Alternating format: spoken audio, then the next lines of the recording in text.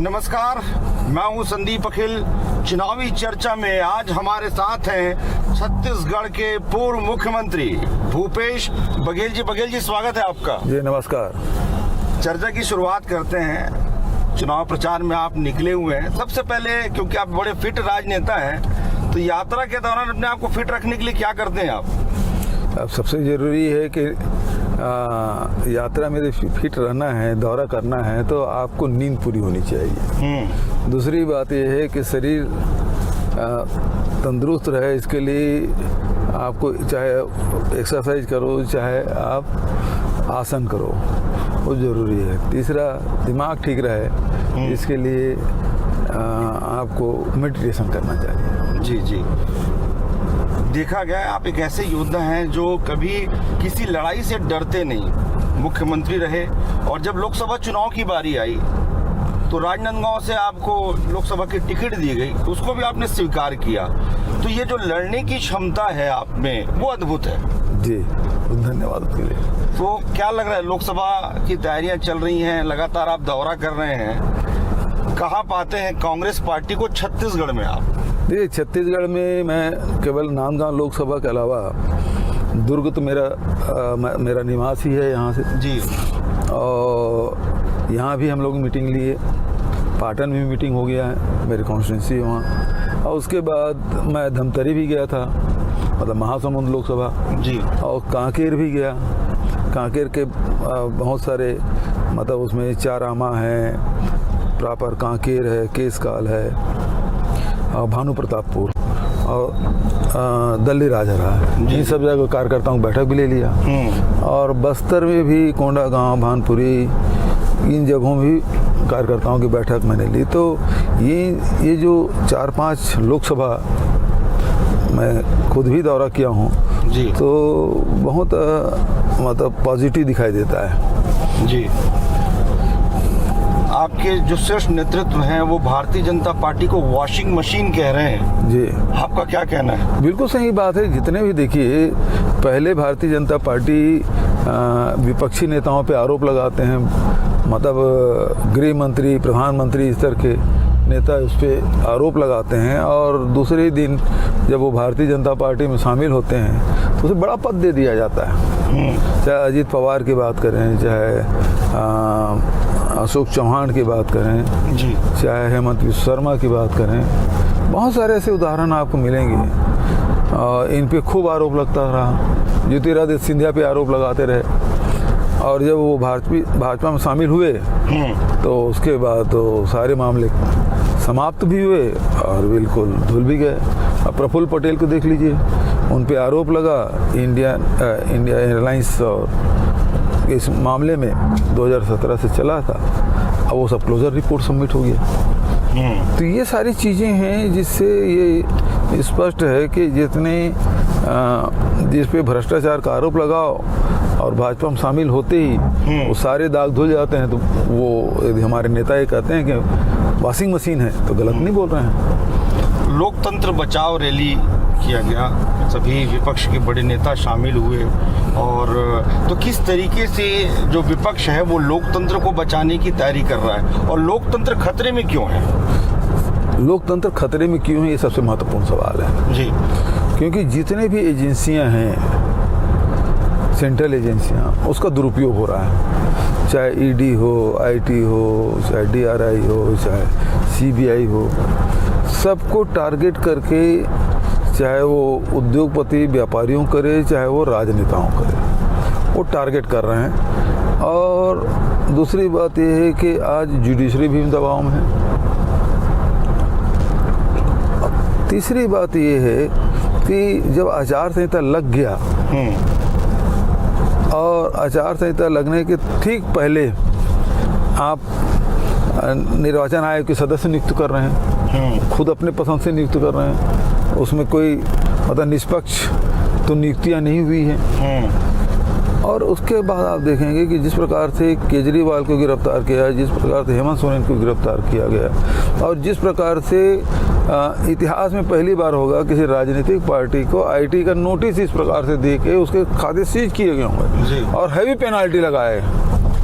3,567 लोगों। तो उतने उसमें चंदा नहीं आया जितना पेनाल्टी लगा दी है। तो ये बता रहा है कि ये जो लेवल प्ले ग्राउंड की बात करते हैं वो तो दिखाई नहीं दे रहा है। तो लोकतंत्र इसलिए खतरे में। अच्छा, दूसरी बात ये है कि कहते हैं कि संविधान में संशोधन करेंगे। तो मतलब आज जो सुविधाएं मिल रही है लोगों को, आम जनता को, महिलाओं को, किसानों को, मजदूरों को, एसटी, एससी, ओबीसी को, वो मिलना बंद हो जाएगा।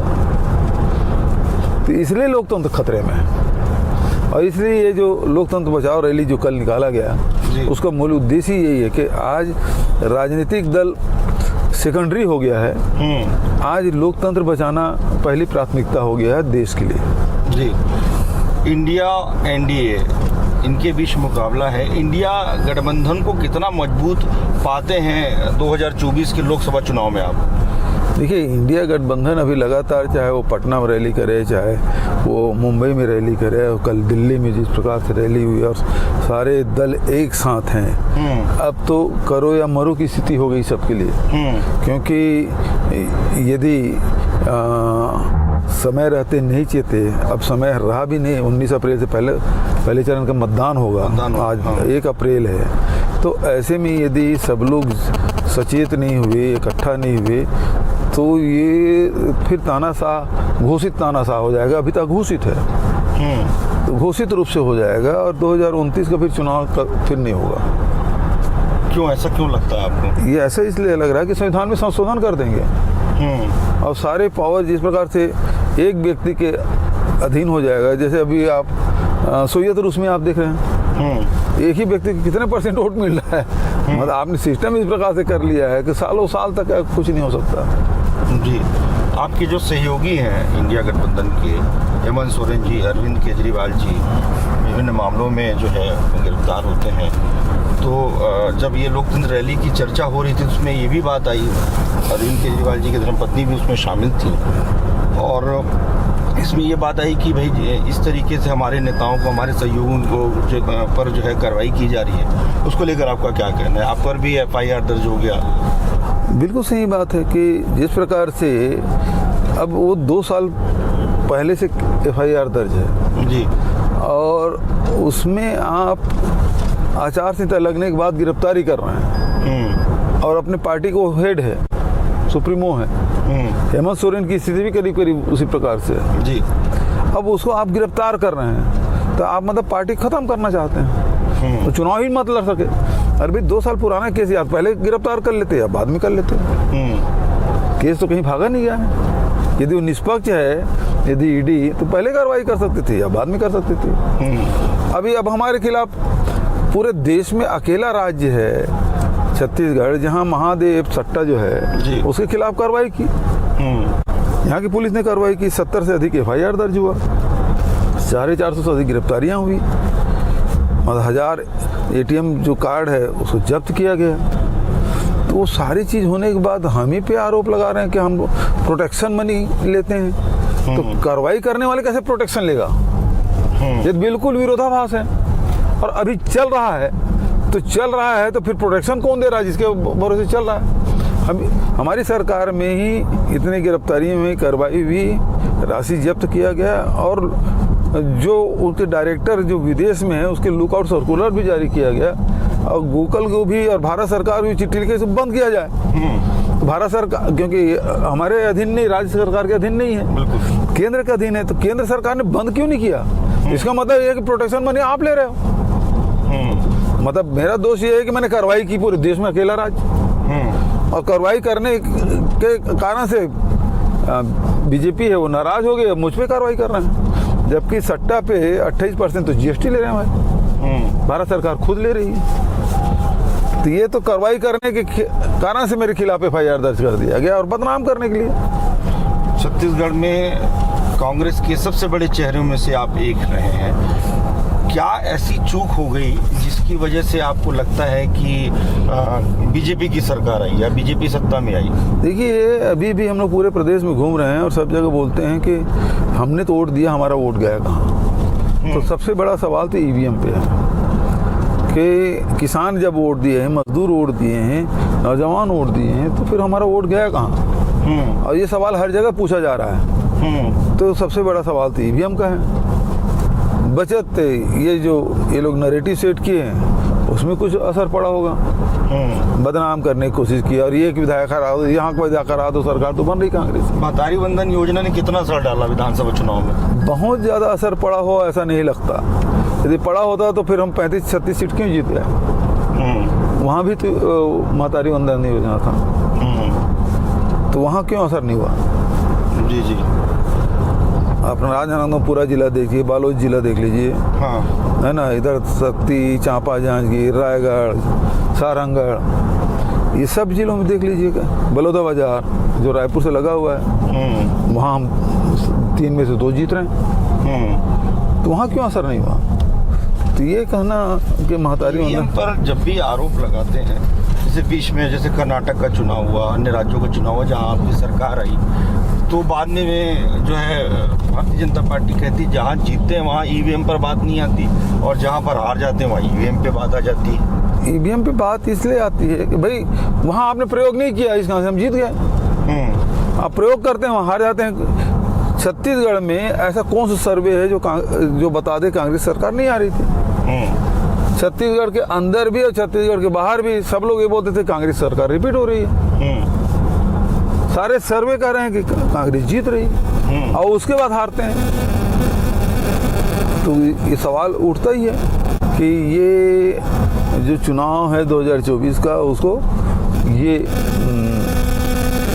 सेट करना चाहते हैं। प्रियंका गांधी जी हैं कि जिस तरीके से राम जी बिना संसाधनों के लड़ाई लड़े, वैसे ही हम जो है बिना संसाधनों के लड़ाई लड़ रहे हैं। मतलब राम जो है आ ही जाते हैं चर्चा में राजनीति के। तो ठीक है ना भाई, पौराणिक कथाओं से, इतिहास से, धर्म ग्रंथों से तो उदाहरण लिया जाता है। तुलसीदास जी ने कहा ना, रावण रथी विरथ रघुराई। बिल्कुल। तो भगवान राम है वो रथ विहीन है, और रावण है और रथ में सवार है। तो अभी तो बिल्कुल वही दिख रहा है, रावण जैसा अहंकार अभी आपको देखने को मिल रहा है। जी, आप हमेशा सॉफ्ट हिंदुत्व पर आगे बढ़े। एक नए फार्मूले पर कांग्रेस ने छत्तीसगढ़ में काम किया, इसी फार्मूले पर पूरे देश में काम क्यों नहीं हो पाया? देखिए, अलग अलग परिस्थितियाँ, अलग अलग विचारधारा और अलग अलग लोगों की पृष्ठभूमि होती है, उसके हिसाब से आदमी आगे बढ़ता है। हमारे यहाँ उस प्रकार से कभी आंदोलन हुआ नहीं है। उस प्रकार से कोई यहाँ जैसे जाति भिन्नता तो है, लेकिन जाति वैमनस्यता छत्तीसगढ़ में कभी नहीं रहा जी। तो वो सब चीज़ लेके चलते हैं ना सब। आप इसको सॉफ्ट हिंदुत्व बोल देते हैं। अब देखिए, हमारे यहाँ 31-32% हमारे आदिवासी भाई रहते हैं। हम उसके जो उनकी जो संस्कृति है, उसकी परंपरा है ना, उसको संरक्षित करने का काम किया। तो अब हमको आरोप नहीं लगाया किसी ने कि आप आदिवासी फेवर कर रहे हो। फिर कबीरपंथी, यहाँ बड़ी संख्या में रहते कबीरपंथी। कबीर आश्रमों को खूब हमने मतलब उसके संधारण के लिए, नवनिर्माण के लिए राशि उपलब्ध भी कराई। दामाखेड़ा में कबीर सरोवर भी बना रहे हैं। गुरु घासीदास जी के मानने वाले बड़ी संख्या में यहाँ, तो वहाँ हमने जो मॉडल जैद खाम बनाने की बात है, कबीर पीठ बनाने की बात है, वो सब चीज़ उसको करने के लिए किया। अब यहाँ हिंदू भी रहते हैं तो राम वनगमन पर्यटन पर, हमारे सिख भाई भी रहते हैं, तो आप वहाँ आप बसना विधानसभा में आप देखेंगे, सराईपाली बसना में जी गढ़फुलझर सरोवर है। गुरु नानक देव जी वहाँ रुके थे जी, तो उसको भी धार्मिक पर्यटन से घोषित किया। तो जो हमारे यहाँ सब चीज़ें हैं उसको सहेजने के काम। अब जैसे सिरपुर है, बौद्ध, इतना बड़ा बौद्ध परिसर हिंदुस्तान में और कहीं नहीं मिलेगा। नहीं है। तो उसको आप बढ़ावा दोगे तो आप बौद्धिस्ट हो गए। तो ये सब चीज़ें हैं जिसने काम किया।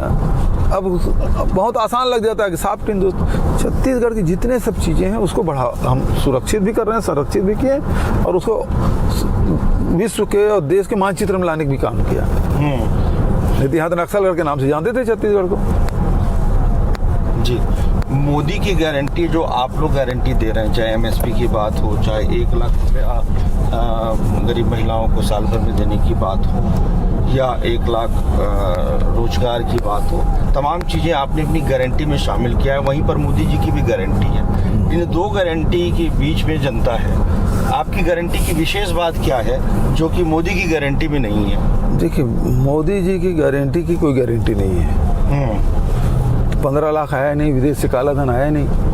15 लाख किसी को मिला नहीं, विदेश से काला धन आया नहीं। अभी आप देख लेंगे, यहाँ गैस सिलेंडर देने की बात कही थी 500 रुपये में, अब किसी को नहीं मिला। 18 लाख आवास देने की बात की थी गरीबों को जी, एक आदमी को मिलना। एक बात और मैं कह रहा हूँ कि आपने कहा बीच में सोशल मीडिया के माध्यम से कि प्रति व्यक्ति 7 किलो वाली जो बात है वो बंद हो गई है, लेकिन इसी संदर्भ में उप मुख्यमंत्री अरुण साहू जी से मेरी चर्चा हुई। उन्होंने कहा कि कोई योजना बंद नहीं, मेरे पास रिकॉर्ड में है। झूठ बोल रहे हैं भाई। आपका लिखित दस्तावेज क्या है? आप राशन कार्ड अभी जो जारी किए हैं निकाल लीजिए उसको, जिसमें मोदी जी का, विष्णु देसाई जी का और दयालदास बघेल जी का तीनों की तस्वीर लगी हुई है। और तीनों की तस्वीर लगी हुई पृष्ठ में आप देखेंगे तो उसमें लिखा है प्राथमिकता वाले सदस्य को 5 किलो राशन मिलेगा, जबकि हमारे उसमें 7 किलो लिखा हुआ है। तो वो तो लिखित है ना, वो बोल क्या रहे हैं वो महत्वपूर्ण नहीं है। जो आदेश निकला वो महत्वपूर्ण है, जो आपने घर घर में कार्ड बांटा वो महत्वपूर्ण है। तो यही मोदी जी गारंटी है। मोदी जी गारंटी में क्या कहा किसानों को कि एक मुफ्त देंगे, नगद देंगे, है ना, और पंचायत में देंगे। पूरे छत्तीसगढ़ में कोई एक किसान बता दे जिसको पंचायत में नगद भुगतान एक मुफ्त मिला हो।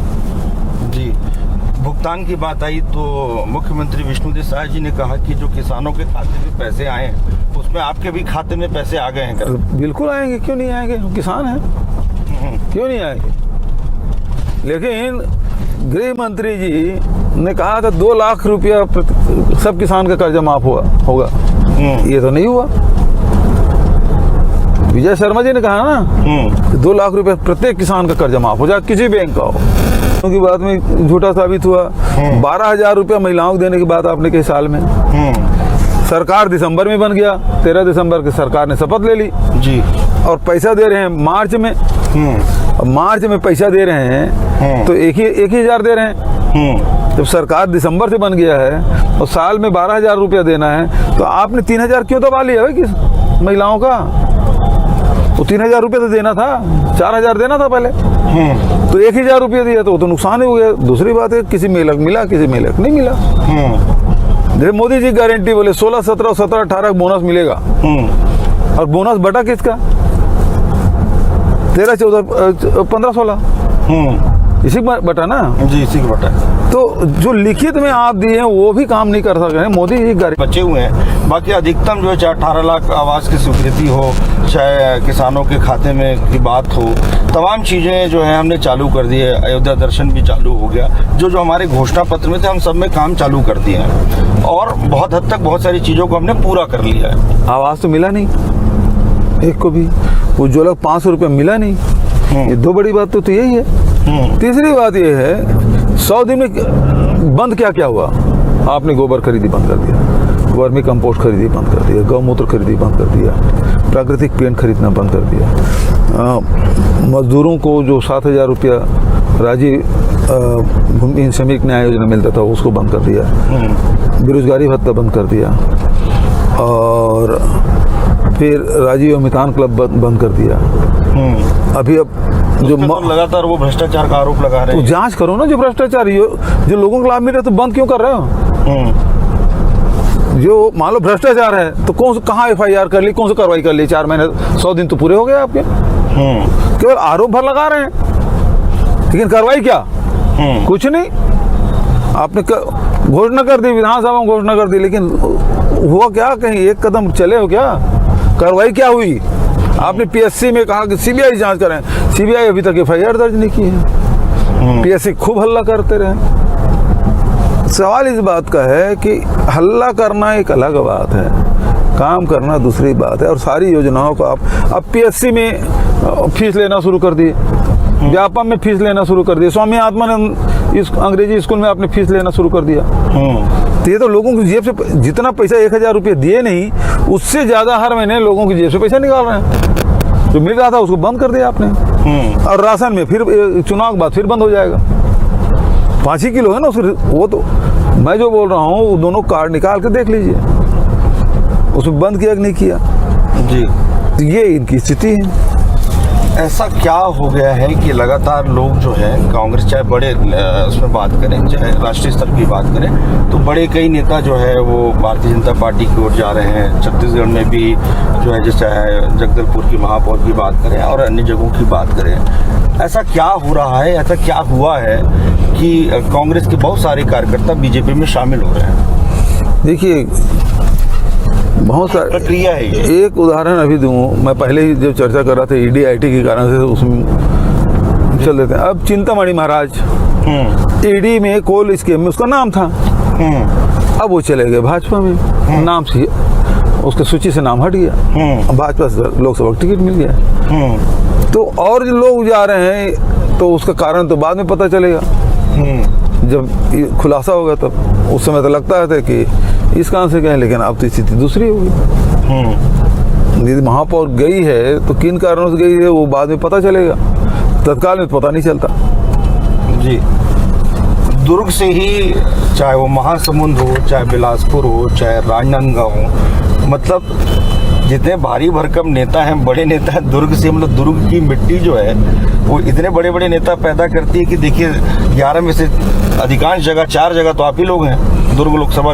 ये इत्तेफाक है कि ऐसा हुआ है जी। नहीं तो भाई अलग अलग जिलों में, मान लो विद्या भैया थे तो महासमुंद से लड़ते थे, रायपुर से लड़ते थे, कौशिक जी बिलासपुर, मतलब रायपुर आ जाते थे, दुर्ग आ जाते थे, जी, है ना। जी। तो इसी प्रदेश में ऐसे उदाहरण है, धर्मपाल गुप्ता नांदगांव चले गए थे, है ना। यहाँ जी कृपलानी जी रायपुर से चुनाव लड़ने आए थे, जी। पांडे जी नांदगांव चुनाव लड़ने आए थे, ऐसे। और मोदी जी खुद बनारस चले गए। तो ऐसा नहीं है कि सुषमा स्वराज विदिशा चुनाव लड़ने आ जाती थी। तो ये बहुत सामान्य सी प्रक्रिया है जिसमें राजनीतिक दल अपने कैंडिडेट या प्रत्याशी अलग अलग स्थानों पे उतारते हैं। जी। 5 अप्रैल को आप लोग की घोषणा पत्र आने वाला है, उस घोषणा पत्र में क्या विशेष बातें शामिल रहेंगी? देखिए, अभी तक के 5 न्याय की बात राहुल जी और खड़गे जी ने की है, चाहे भागीदारी की बात हो, भागीदारी न्याय की बात हो, चाहे वो किसान न्याय हो, चाहे नारी न्याय हो, युवा न्याय हो, आदिवासियों के न्याय की बात हो, तो ये सब चीज़ें आ चुकी है। अब उसके विस्तार में क्या आता है वो तो घोषणा पत्र जारी होने के बाद पता चलेगा। लोकसभा की 11 सीटें छत्तीसगढ़ में, पिछले बार 2019 के चुनाव में 2 सीटें कांग्रेस जीती थी, जबकि विधानसभा चुनाव में बम्पर सीटें जो है कांग्रेस को मिली थी, उसके बाद 2 सीटें मिल पाई थी। इस बार क्या स्थिति रहेगी या क्या स्थिति में आप देखते हैं? देखिए, अब हर चुनाव के अलग अलग मुद्दे होते हैं जी। इस समय 2024 में हम चुनाव लड़ रहे हैं, तो उस समय की अब अलग एजेंडा है, अलग परिस्थितियां हैं। कभी स्थानीय मुद्दा क्लिक करता है, कभी प्रादेशिक मुद्दा है, कभी राष्ट्रीय मुद्दा है। तो सभी मुद्दों को लेकर ही चुनाव में जाते हैं। तो उसका मैं समझता हूँ छत्तीसगढ़ में जिस प्रकार से सरकार ने वादा खिलाफी किया है और जिस प्रकार से 5 साल हम लोगों ने जो जनता की सेवा की, हर वर्ग के, छत्तीसगढ़ महतारी के और छत्तीसगढ़ के महतारी की बेटी बेटियों की जिस प्रकार से 5 साल हमने सेवाएं की है, तो उसका लाभ इस चुनाव में मिलेगा। जी। छत्तीसगढ़ की जो जनता है, कांग्रेस को भी उन्होंने अवसर दिया। अब आप लोग विपक्ष में हैं, तो विपक्ष में रहते हुए जो है आप लोग की भूमिका, मेरा ये मानना है व्यक्तिगत रूप से, विपक्ष की भूमिका प्रजातंत्र में बहुत महत्वपूर्ण होती है। तो किस तरीके से इस भूमिका को आप निभाएंगे? देखिए, विपक्ष में ऐसा नहीं कि हम विपक्ष में नहीं थे, जी, है ना। विपक्ष में रहते ही संघर्ष करके सत्ता में आए थे, बिल्कुल। आज फिर विपक्ष में है, तो भूमिकाएं बदलती रहती है, आदमी तो वही है। जी। और जो भूमिका मिली है, जनता जो भूमिका देगी वो हम लोग करेंगे। अभी तक विधायक या विधानसभा में कर रहे थे, अभी लोकसभा में भेजती है तो लोकसभा के हिसाब से सब रणनीति और होगी और उसकी भूमिकाएं उस प्रकार से होगी। जी। तो यहाँ जो संत महात्माओं ने सबको लेके चलने की जो परंपरा स्थापित की, वो कभी खत्म नहीं होगा। विचारधाराएं कभी खत्म होगी? ये मूर्ख लोग हैं जो ऐसा सोचते हैं। जी। साजा और कवर्धा में जो घटना हुई थी, उसका विधानसभा में कितना असर हुआ और लोकसभा में आप क्या देखते हैं? देखिए वो सीमित क्षेत्र में उसका असर हुआ, मैं नहीं समझता वो प्रभावी हुआ है। मुख्य रूप से ईवीएम का ही खेल चला है जी। ये मैं मानता हूँ। अब वो विधानसभा चुनाव के बाद वो सारी स्थितियाँ बदल गई है। अब चाहे ईश्वर साहू की बात करें, चाहे विजय शर्मा की बात हो, लोग 4 महीने से 100 दिन में ही उनसे ऊब गए हैं जी। उनसे जो अपेक्षाएं थी वो ख़त्म। राम मंदिर का एक बड़ा विषय रहा है और मैं खुद, मेरे आराध्य है राम ही केवल प्रेम प्यारा जान ले जो जान निहारा। लेकिन हमेशा जो है प्रभु श्री राम पर राजनीति होती है, उन पर चर्चा होती है, इसे आप कैसे लेते हैं? देखिए ये आस्था का विषय है और हम सब किसी न किसी को मानते हैं। मैं भी राम को मानता हूँ, मेरे घर में रोज़ पूजा होती है। अभी नवरात्रि में मेरी धर्मपत्नी दोनों नवरात्रि में वो रामायण पाठ करती है जी। तो ये व्यक्तिगत मामला है और इसके कारण से राजनीति करो ये उचित नहीं जी। क्योंकि कोई राम को मानते हैं, कोई कृष्ण को मानते हैं, कोई आराध्य अलग अलग, कोई गुरु पूजा करते हैं। गुरु ही सब कुछ है जी। चाहे वो कबीर पंथ के मानने वाले हैं, चाहे गुरु नानक देव के मानने वाले हैं, वो सब गुरु पूजा वाले हैं, गुरु परंपरा वाले हैं जी। जब हम आपके घर गए आपके साथ इस यात्रा के लिए तो हमने देखा कि नाती को भी आप लेकर बाहर तक आए। तो इसके बीच जब वो आप लौटते होंगे तो समय कैसे निकाल पाते होंगे? क्योंकि मैंने हमेशा देखा एक फोटो बड़ी आपकी, जब आप मुख्यमंत्री थे तो आपने अपने हथेली में उस बच्चों को पा लिया था, या जहाँ पर भी बच्चों को आपने देखा बड़ा दुलार किया। तो इसके लिए समय कैसे निकाल पाते होंगे आप? जब भी समय मिलता है बच्चों के साथ घुल मिल के रहो, उनसे खेलो। तो उनसे मिलने के बाद, बच्चे से मिलने के बाद मतलब सारी थकान दूर हो जाती है, एक ऊर्जा मिलती है बच्चों के साथ जी। और क्योंकि उसके मन में कुछ होता नहीं है, वो बहुत स्वच्छ मन के होते हैं, तो बिल्कुल फिर बालपन आ जाता है। बहुत अच्छी बात। मैं चाहूँगा कि छत्तीसगढ़ की जनता को कि वो अपने मत का प्रयोग जरूर करें, वो एक आग्रह आपकी ओर से। जी, मैं आग्रह करता हूँ सभी दर्शकों से कि जो अभी चुनाव होने वाले हैं, खासकर छत्तीसगढ़ में प्रथम चरण, द्वितीय चरण और तृतीय चरण में सारे 11 लोकसभा के मतदान हो जाएंगे। और इसमें चूँकि इस समय गर्मी का दिन भी है, शादी ब्याह का भी सीजन रहेगा, ऐसे समय में समय निकाल कर मतदान अवश्य करिए क्योंकि ये आपका अधिकार है, इसका प्रयोग जरूर करिएगा। बहुत बहुत धन्यवाद। हमारे साथ थे छत्तीसगढ़ के पूर्व मुख्यमंत्री भूपेश बघेल जी। बघेल जी बहुत बहुत धन्यवाद, बड़ा आनंद आया आपके साथ चर्चा करके। नमस्कार।